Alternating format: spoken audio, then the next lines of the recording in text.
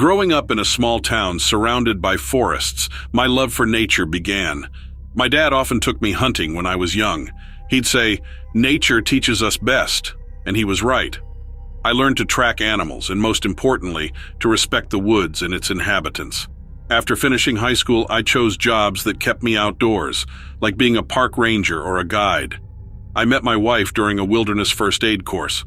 She loved the wilderness as much as I did, maybe even more. We clicked right away. Skipping ahead a few years, we're the couple who celebrates anniversaries by camping instead of staying in fancy resorts. We've explored trails you might not have heard of, and our idea of fun involves getting dirty outdoors.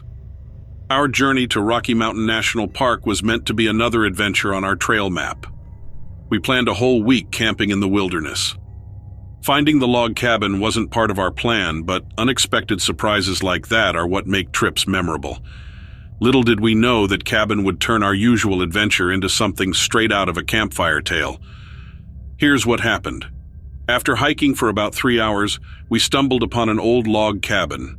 It had a wood stove and an iron kettle, signs that hunters or hikers had used it before. But it seemed abandoned for a long time, so we decided to camp there because the roof was still strong and the fireplace could keep us warm at night. We even set up our tents inside for extra protection from the weather. After we arrived, the sun set quickly, and soon it was completely dark outside except for our flashlights. My wife got tired early, so she went to sleep in her sleeping bag while I stayed up by the fire reading a book. Around midnight, something very strange happened. I started hearing a sound coming from beyond the trees. It sounded like someone banging on a pot lid over and over again. Hearing metal noises so deep in the woods was really unusual. Then I heard what sounded like metal chains scraping across rocks. After that, chaos erupted. It seemed like every animal in the forest went wild. There were growls and yelps from wolves, screeching howls from bobcats or cougars, hooting owls, every sound you could imagine. Outside, I heard a sound like someone rubbing their hands together really fast, almost like clapping without touching. Then came another noise. Unlike anything I've heard before or since, a long hiss followed by a strange whining, like nails scratching glass. Eventually, everything calmed down, and silence filled the air. My wife stirred a bit during all the commotion, but didn't fully wake up, so I let her sleep. As for me, I felt so unsettled that I couldn't sleep until morning. When daylight broke, my wife woke up first. She told me she hadn't slept well because something kept tapping on our tent from outside. She also heard odd noises deep in the woods. I hesitated to tell her about my own experience, but I eventually did. The look on her face made me realize I should have told her sooner. She wanted to leave the area as quickly as possible. Once we packed up our things and were ready to head back to civilization, we decided to explore a bit more. By now we felt calmer, and the forest seemed quieter too, so we were more at ease. What struck me first was the absence of animal tracks near our campsite. No deer prints, no wolf marks, nothing. Despite all the noise, there were no signs of any animals. About 10 yards behind the cabin, we found an old rusty barrel. My wife went to investigate and gently kicked it to see if anything was inside. Suddenly, several things happened at once. The lid flew off. Hundreds of beetles poured out, and at the same time a crow cawed loudly above us, startling both of us. Inside the barrel, along with the beetles, was a gooey red substance. The red goo and the beetles in the barrel surprised both of us. My wife, always braver, inspected closer, and found out the goo was a mix of fermented berries. Wild animals must have smelled it and tipped the barrel over, leaving it for insects to feast on.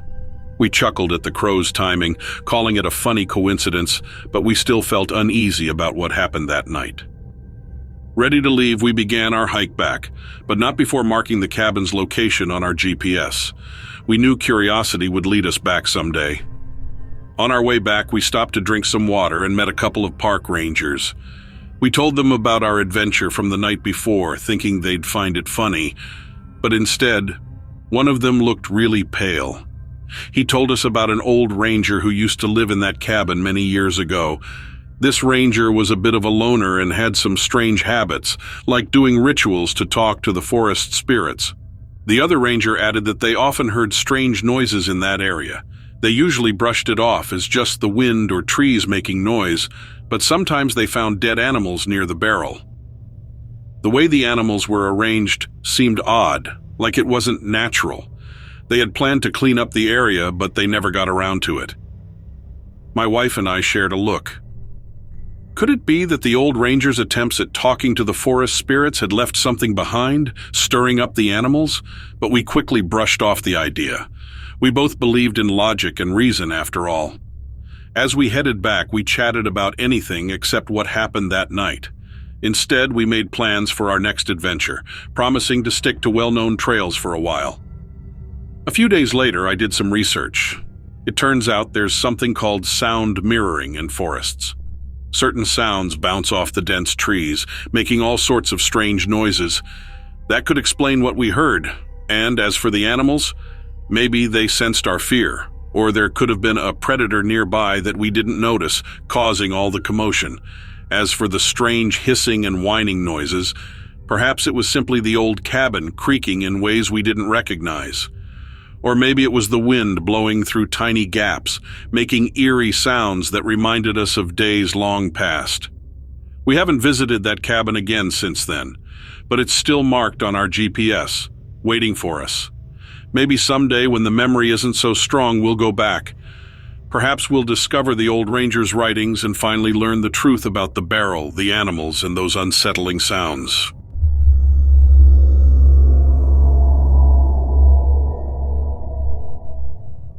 Once upon a time, in a cozy town near the woods, there lived a girl named Lori.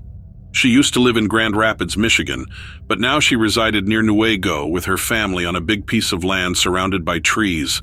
Lori had a best friend named Mandy, who lived not too far away with her boyfriend, Mark.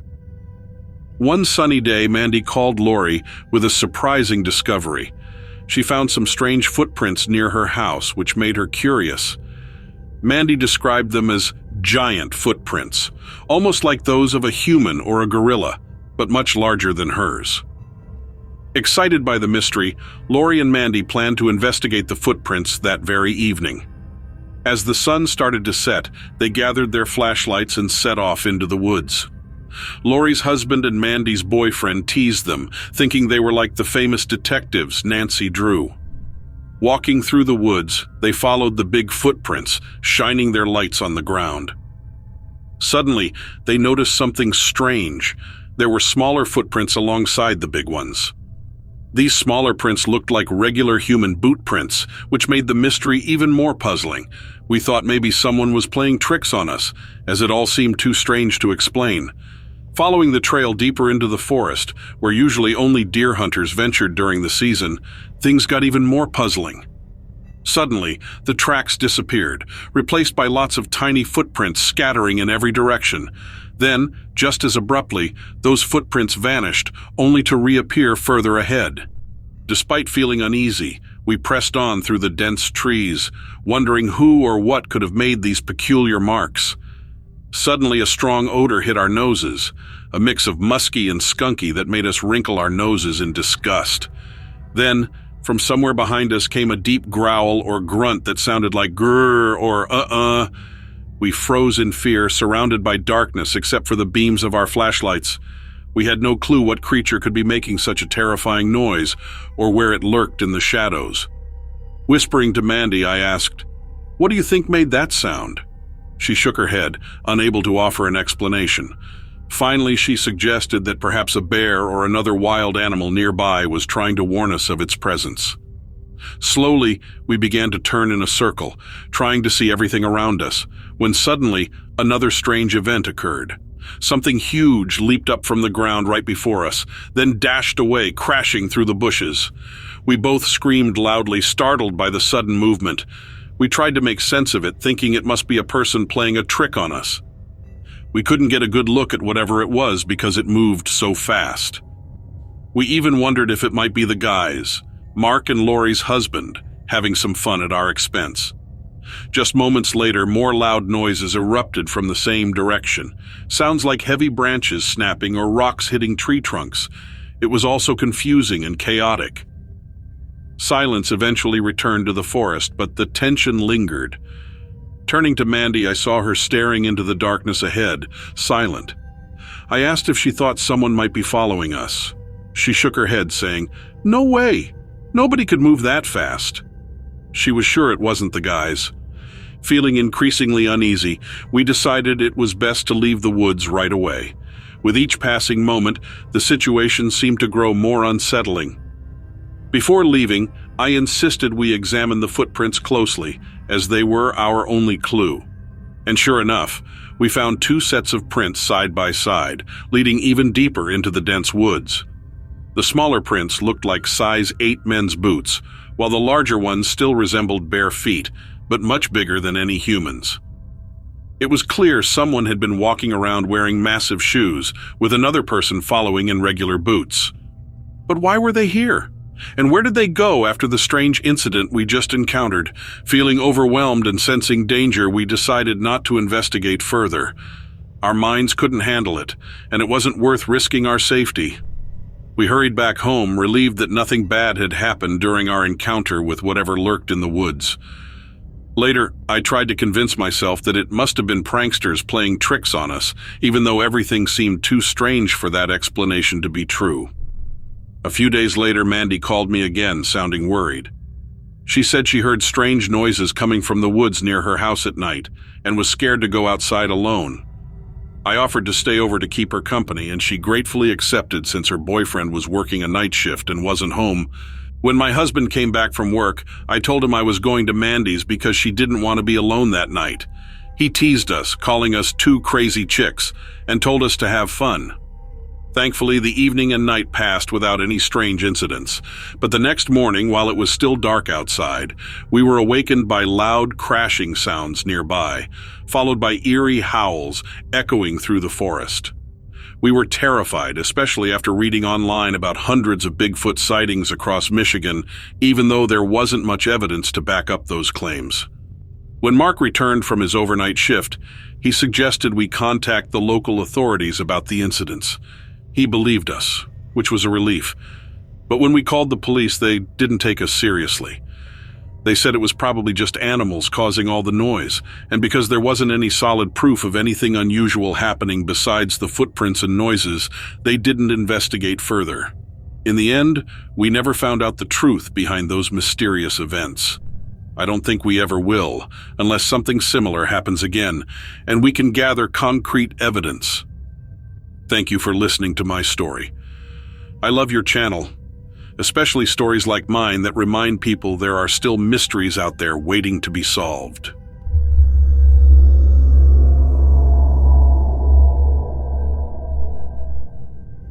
Working in the subway is my job, and it's not like a regular 9-to-5 job where you go in the morning and leave in the evening. Nope, it's more like whenever the trains are running, that's when I'm there.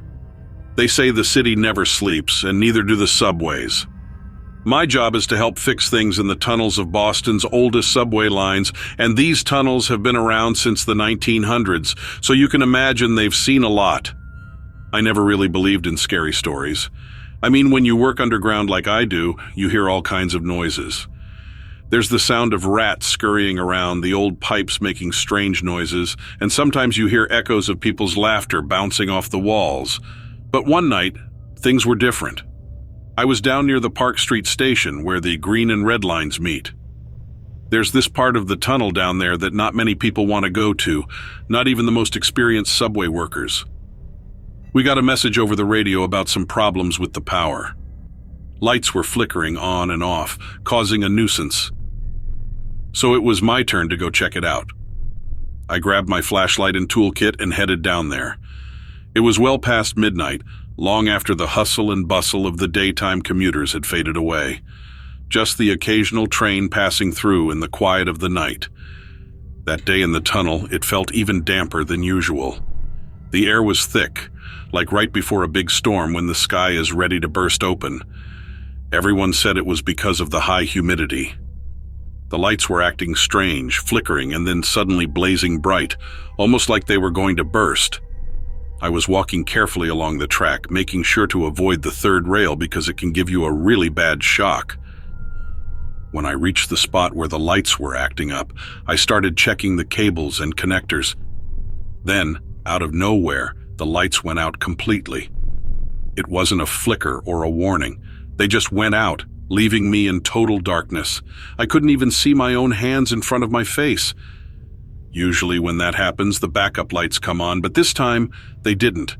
It was just me, the darkness, and the silence. And then I heard it. It wasn't the sound of rats scurrying or trains rumbling by. It was a growl, low and fierce, like the sound a mean dog makes when it's ready to attack. It made my skin crawl. I turned on my headlamp, and it seemed like even the light was scared because it was flickering. But maybe that was just because I was moving my head around. The beam of light cut through the darkness, and there, in the shadows, I saw them. Eyes. But they weren't like the tiny eyes of a rat, and they definitely weren't human eyes. They were glowing red, like the tip of a cigarette in a room that's completely dark, and they were staring right at me. My heart was pounding like crazy, and I knew I needed to get out of there fast, but my legs felt like they were stuck in cement, refusing to move. And just when I thought things couldn't get worse, the growling sound got louder, which meant whatever was making it was getting closer. Now I had a big task ahead of me. I had to figure out how to save myself. Finally, I managed to get my legs to cooperate, and I started backing away slowly. I kept my eyes fixed on those glowing red dots in the darkness, not daring to look away for even a second. In that moment, all I could think was, this is it. Some creature from the subway was going to be the end of me. No more hanging out with my buddies after work, no more chatting about the Red Sox, no more anything fun or enjoyable. I would have promised to give it all up if it meant getting out of there alive. So there I was, thinking about all the things I might not get to do anymore, but I wasn't ready to become just a memory of a guy who worked in the subway. Not yet. I'm not usually a superstitious person, but in that moment, I found myself praying to every saint I could think of. Suddenly, I heard the distant rumble of a train. It wasn't supposed to be there yet. I thought I still had some time on a clear track, but there it was, coming down the line earlier than expected. The noise grew louder, and I could feel the ground vibrating as the train approached. I thought to myself, this is my chance.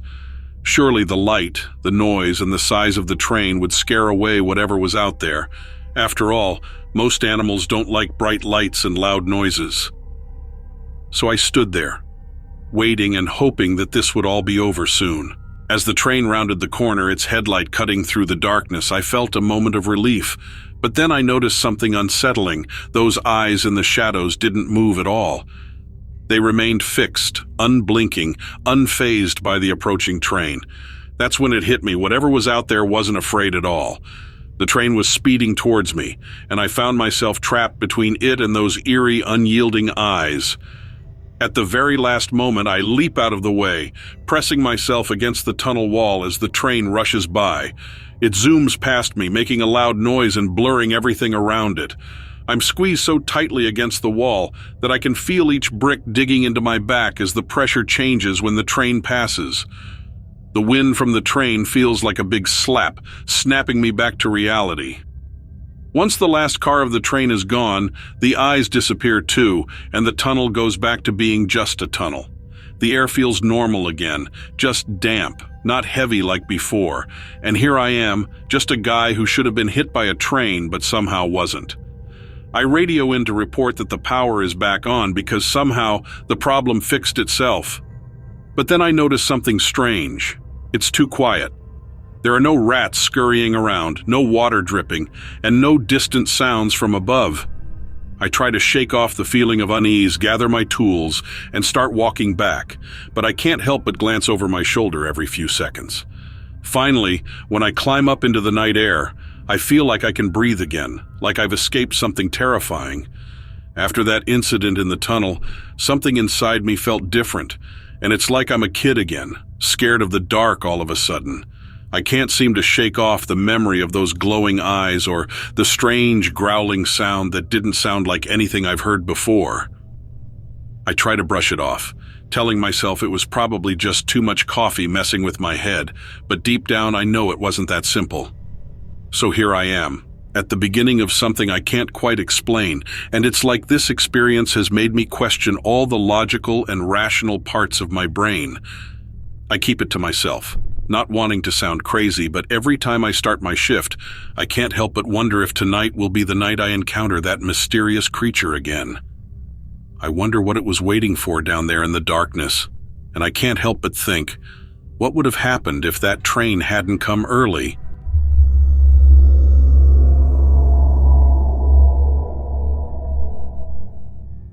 Before I tell you this crazy story, let me tell you a bit about myself. I'm just a regular guy. You can call me Alex, and I've lived in Pittsburgh my whole life, but my family lives in different places. My brother lives in Maryland, not too far from where this wild thing happened. We're close, so I visit him a lot. The drive to Maryland is something I've done many times. I drive on Interstate 68, listening to music, lost in my thoughts, and it's a simple drive through some pretty places. This one time, things got interesting. I had a nice weekend with my brother, chatting and hanging out like usual. It was a good time, and I felt happy when I left, but on my way back home, something strange happened. My life is pretty normal, you know? I don't do crazy stuff. I might try a new hiking trail or go to a concert by the stadium, but that's about it. But on that evening, during a drive I've done many times, I saw something weird. It made me question everything I thought I knew about the world, and it's funny how one moment can change everything. As I drove along Interstate 68 heading west, I noticed a bunch of cars pulled over to the side of the road near mile marker 33, just before Kaiser's Ridge. It seemed like there might have been an accident, so I slowed down too. When I did, people started getting out of their cars and pointing into the woods, which were just past a fence line from where we parked. There was something standing near a tree. It looked like it was checking out the area, maybe trying to see what was going on. This thing stayed there looking around nervously while people took pictures with their phones and cameras. Some brave folks even walked towards it, trying to get closer. But after only taking a few steps forward, they quickly turned around and sprinted back to their cars. That got me really curious. As everyone noticed that nobody knew what this mysterious thing actually was, they all hurried back into their vehicles, except for me. I stayed behind, curious about what was going on. I don't know why I did that. Maybe I just wanted to see more. Luckily, my camera can take videos too, so I used it to zoom in as much as possible and recorded everything I could see. We were in a place with lots of trees, but where we stopped, there were wide open fields leading up to the mountains. It was quite a sight. Suddenly, more vehicles began to stop, and one of them parked right across both lanes, causing a big traffic jam. The driver seemed really confused. Even though people were honking their horns, the driver didn't move. I think maybe they wanted to get a better look at whatever was happening. The mysterious thing stood there in the same spot for about 5 minutes, then it turned around and walked back into the woods. That's when I couldn't see it anymore. As soon as it disappeared, everyone started getting back into their cars and driving away. It was a strange and exciting experience. Standing by the side of the road, I held my camera tightly, feeling like I was in a scene from a movie about space adventures. Questions filled my head like buzzing bees. What was that thing? Why was it here? Did anyone else see it like I did? The chaos came and went in a rush. People started moving again and the traffic unjammed, but I was left standing there trying to figure out what I just experienced. Back in my car, I felt my hands tremble as I set my camera down on the seat beside me. The drive home felt like a blur. I kept watching the video I captured, trying to understand what I saw. I knew I had to tell someone about it, but who would believe me? Once I reached home, I dialed my brother's number right away. I spilled out everything, from the unexpected stop on the road to the strange figure in the woods. He didn't quite believe me at first, but he could tell I was serious. We talked and talked, imagining all sorts of things it could have been. Maybe a lost hiker in a funny costume, or perhaps something from another planet. It was like being kids again, letting our imaginations roam free.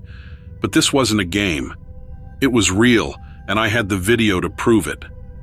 For the next few days, I couldn't stop thinking about the video I took. I spent hours researching, trying to find any stories like mine or any local tales that could explain what I saw. but nothing matched up. It was like the thing I saw didn't belong in our world, or maybe it was so rare that nobody had ever seen it before. Even though my video was really clear, it just made me ask more questions. I decided to share my video on some online forums, hoping someone could help me figure it out. But instead of answers, all I got were people with wild ideas and some who didn't believe me at all, saying it was fake. In the end, I never did find out what that thing was. Life went back to normal. Well, as normal as it could after seeing something like that. The video is still on my computer like a digital puzzle that nobody can solve. Sometimes I still think about that day, wondering about all the strange things that might be out there that we don't understand. It's a reminder that even though our lives might seem boring, there's always a chance for something mysterious or even a wild encounter with something nobody can explain.